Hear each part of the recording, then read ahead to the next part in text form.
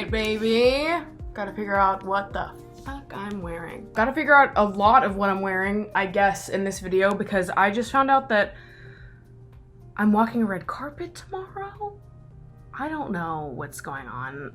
I got invited to an event for Netflix, so I was like, yeah, I'm down. It's like the third movie in a series. Ask me if I watched the first two. Did not. My friend Rachel, who I'm bringing with me, has seen them, so I'm just gonna ask her to give me a recap before the movie starts. But yeah, Netflix asked me to go to this event tomorrow, and obviously I said yes. When Netflix shows up in your email, you do as you are told, right? So I've got to figure that out. But before, and arguably more importantly, I have to figure out what I'm wearing to trivia tonight. I've been going to trivia with my friends every week. I have wanted to start a trivia team for so long, and a few weeks ago I was like, you know what, now's the time. This is my trivia team. It doesn't matter that it's gonna be different people that show up every week because I'm gonna be there every week, so this is my team. But I've actually convinced a lot of people to come more than once. So we have a little trivia team going. How cute is that? So I'm thinking I wanna style this top that I just got. I wore it to the New York Gaga show last week. You might be thinking, Maddie, it's just trivia. Why are you being so extra? And to that I say, who have you been watching this whole time? Also, the thing about the place that we do trivia is everyone there is dumb sexy for like no fucking reason. I feel like every event that they do at that spot, like they do chess nights, and I see them post on Instagram, every single fucking person there is hot as fuck. Ask me if I know how to play chess. I don't. Ask me if I started looking up videos on how to play chess on YouTube to see if I could maybe teach myself how to play chess so that I could turn up to these chess events and shoot my shot. Ask me if I did, because I definitely did. But I decided that that game looks way too hard. So I'll go to trivia instead. They also do like slam poetry nights, musician showcases and shit. Like it's a coffee shop during the day, craft beer place at night, and everyone there is hot. This is the top, what are the bottoms? That's the question of the evening. Okay, we just had 2 people bail for trivia, but that's all right. Team of 6 down to a team of 4, which we haven't been above a team of 4 yet. Like, she's hot. She's hot and she's smart. Brains are stored in the tits, as they say. See, this was easy. Picking what to wear on a red carpet tomorrow is gonna be 10 times harder. I actually can't even think about that. But this is fine for trivia. Add some accessories, wear just my fucking sneakers with it.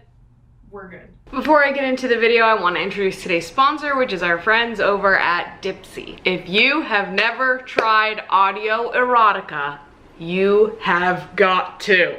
Dipsea is an audio erotica app full of short, sexy stories designed to turn you on. They bring the stories completely to life with immersive soundscapes and characters that make you feel like you are right there in the action with them. Throwing on a pair of headphones and putting on a Dipsea story before I go to bed has become quite a ritual of mine this summer. It's just so fun. Okay? In a lot more ways than one. They've got stories about finally flirting and getting with that super sexy coworker of yours with a British accent, if you're still on the Love Island wave like myself, or hooking up with your hot yoga instructor, being in bed with someone that knows exactly what they want to do to you and is gonna tell you exactly how things are gonna go. Yeah, they've got a little bit of something for everyone, and they're constantly updating their stories, so really every week there are new stories for you to consume. And for viewers of my channel, Dipsea is offering an extended 30-day trial for everyone that goes to dipseastories.com/partylikeMaddie. That's 30 days of full access for free when you go to dipseastories.com/partylikeMaddie. That's DIPSEA stories.com/partylikeMaddie, and thank you again to Dipsea for sponsoring today's video.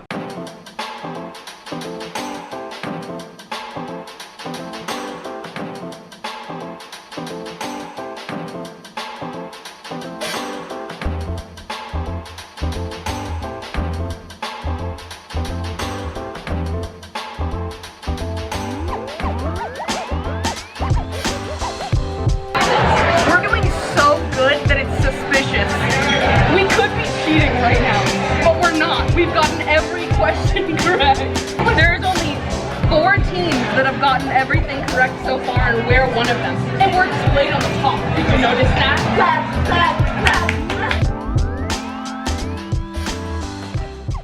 Did people die at TanCon? We were saying that we need them to do like a social media meaningless knowledge night at trivia. Fucking, where are the TikTok questions? Ask me what year TanaCon happened. Ask me how many people Tana Mojo claimed were waiting outside at TanaCon. Ask me who just dethroned Charlie D'Amelio as the most followed TikToker. Ask me who was the most unhinged father of all the TikTok girlies. All right? Ask me who the first YouTuber to hit 1 million subscribers is. I have this knowledge up here. I have a wealth of knowledge. In order to be good at trivia, you need to have a bunch of useless facts inside your brain. I have a lot of useless facts. You're just not asking me the right questions. It's the trivia league that's the problem. We did it, lads. Woo! Eighth, the resident 8th place. Woo!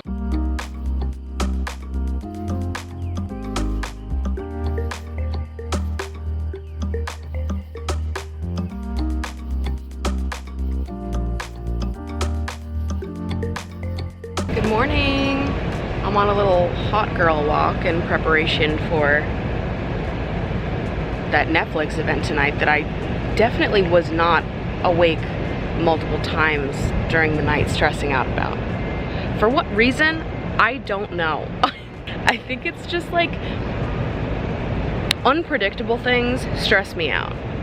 I like to have a plan. I like to know exactly what's gonna happen, and obviously I've never walked a red carpet before, so I have no idea what's gonna happen. And that stresses me out. So obviously I live in Bushwick and there's a lot of cool graffiti around here. So naturally, I swear to God, I've lived here for so long that I don't notice when there are sounds like that in the background just ruining all of my footage. Whose breaks are those? Fucking get them out of here. Ever heard of being quiet on set? What I was saying was, if you're unfamiliar, I live in Bushwick. There's a lot of graffiti and street art in Bushwick, so naturally I have a view of lots of cool graffiti from my apartment. There's graffiti on every block around here. And the reason why I was bringing it up was because I had a story to tell from a date that I went on earlier this year, so take it away. So I was seeing this guy for like a few weeks, a month perhaps. We went on 3 dates. Our first date was great and they progressively got less great. The dates were never bad, but I think we just like slowly were finding out that we weren't as compatible as maybe it seemed we were on the first date. Big loud trucks ruined my audio, so editing Maddie is back again, baby. So by the end of our 3rd date, I was starting to get the vibe that we were just in different phases of our lives. My take was that I was probably a little bit more ready for something committed, secure, serious than he was, even though he could tell me that he was. It just seemed like there were some things popping up that I was like, I don't think that's true though. But I was willing to give it one more date after the 3rd date to sort of give him a chance to redeem himself if he wanted. Which I don't think he did. He planned the 1st date, I planned the 2nd and the 3rd. So feeling sort of iffy about whether or not I wanted to pursue this and the fact that I just planned those last 2 dates. After the 3rd date, I was like, I'm not gonna reach out. I'm gonna let this play out however it needs to play out. And if I hear from him, I'll give it another go. I'll give it another chance. And if I don't, made my decision for me. So I did not reach out to him after that 3rd date, and he didn't reach out to me either. But then 3 weeks later, he makes a montage of the graffiti that you can see right out of my apartment window and sends it to me with no context. Doesn't say anything, just sends me a link of a montage of graffiti you can see from my window. I was like, what? Just thought that was kind of hilarious. I never responded to it. So I know in one of my videos recently I explained that I am, and really always have been, a nightmare girly. Lately, and this might be a nightmare to some, but I've been having really hot sex dreams about the cast of Love Island UK. Could be a nightmare. All right, I made it to the final stop on my walk. Could you have guessed that I would end up here? All right, I did it. I figured out an outfit to wear tonight. I'll give you the full Full rundown. Cute, right? I didn't want to be like too dramatic. I looked up a bunch of examples of what people have worn to red carpets for this movie series before, and just like recent Netflix red carpets. I feel like the looks range from incredibly casual to incredibly not casual, and being that I am of very little importance to this film, I went with something in the middle. You know, it's not very dramatic, but it's not casual either. I just did like a rose gold smoky eye situation, my typical jewelry. I crimped my hair and then I pinned it back behind my ears with these cute little clips. I'm happy with this look.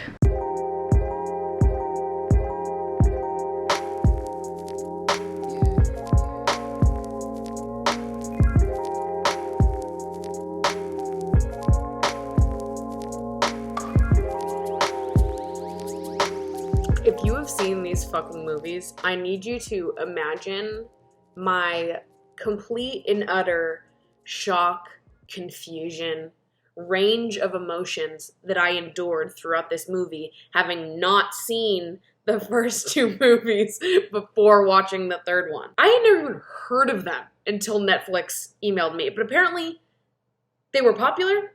Missed that. Don't know when that happened. And I know now that they were not popular for good reasons. They are awful. It's literally the worst fucking movie series. They're popular because everyone's bullying them. And to be honest, it's kind of fun to bully them. I can't even explain it. So if you've never seen these movies, basically it's an erotic series. It's like 50 Shades of Grey type energy. I think the premise of the first movie is this guy kidnaps the lead girl and is like, you have 365 days to fall in love with me. Something awful.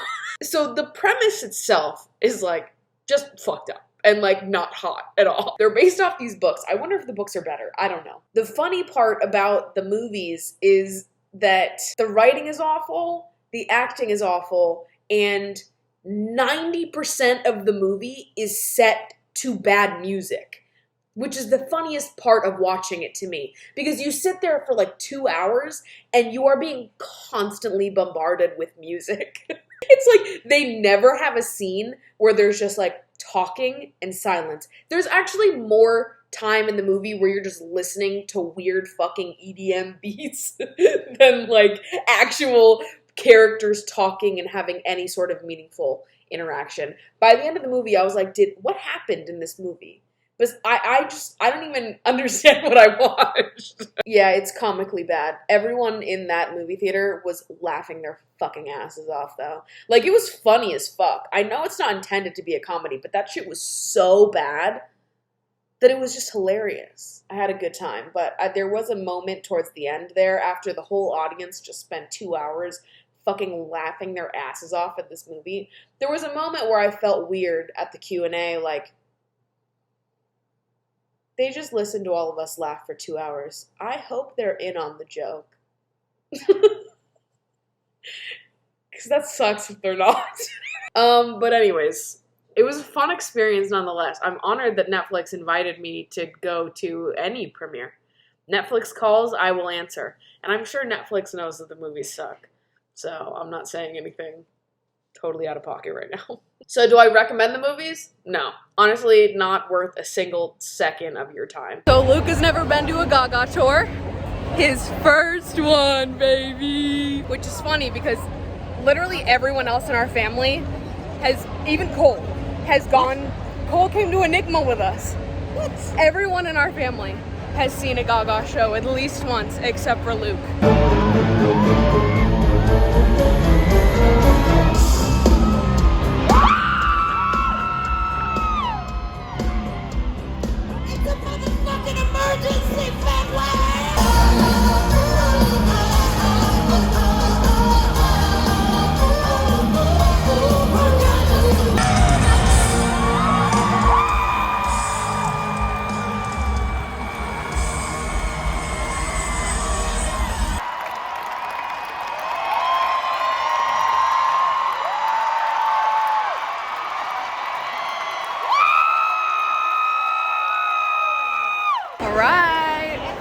Gaga show. It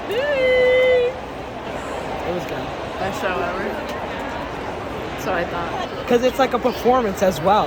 Right. It's just like, not even if you know the songs or not, like she's just such a good performer. Yeah. And she just Nobody captures does the- it like Gaga does. YouTube will take this video down immediately if I show you my outfit, so you'll never know. It's on my Instagram probably though. Oh, it's still right there. If you want to go look at it. Susan would not let me post this. Good morning, Brooklyn. I redid my desk setup because I've seen so many people on TikTok just have way more functional and good looking desk setups than I did, and I am very happy with the results. I have all of my home decor items linked on my Home Sweet Home Nate list, which I'll link below. If you follow it, you get updated every single time I add new items to my home, which is pretty cool, and you can shop right on the app. I'm in like desperate need of a little bit of a recharge right now. I talked in my last video about how I feel like I'm just sort of uninspired and not really feeling my emotional best right now. It happens. I'm trying to be easy on myself about it, but I feel like good things are coming. I feel like this is very connected to the fact that it's summer, and I hate summer fashion. I hate existing in summer. I just am generally in a bad mood all summer. And the fact that it's the end of summer and I'm just like exhausted of trying to pretend that I'm having a good time, I feel like that's why it's hitting me all now at once. I haven't been able to enjoy fashion in 3 months, which, like, fashion is a huge thing that motivates and inspires me, so the fact that I'm not able to enjoy it right now, that's probably hugely contributing to how not creative I feel. So anyways, I know that this is just temporary and that good things are coming, and when fall comes around, it'll be different, but I think in the meantime, I'm just trying to relax a little bit more and be gentle with myself, show up for myself with compassion in this time. I've been trying to take more dedicated breaks and scheduling in time to rest and making sure that I take that time to rest, because I feel like lately a lot of the time that I have taken to rest has been my body forcing me to rest rather than me choosing rest. And when you're forced to rest, I feel like I don't enjoy it as much. It doesn't feel as fulfilling. So I feel like it doesn't even count. Like in my head, I'll be like, I still, you know, I didn't even take a single break. I never rested. Even if my body forced me to take a break, it just that doesn't feel like a break. So I've been trying to dedicate more time to resting, being off. I'm going to take the day to do just that, to relax, to sit on the couch, read my book, play Switch, watch some TV, make some Pinterest boards, and just like have fun and turn my brain off. I hope you guys have a wonderful rest of your day. I love you so much. If you want a little bit more of me, you can go listen to my podcast, Emotionally Online. It comes out every week, and I would love to see you guys over there as well. I love you guys so much. Thank you so much for watching. I'll see you in my next video.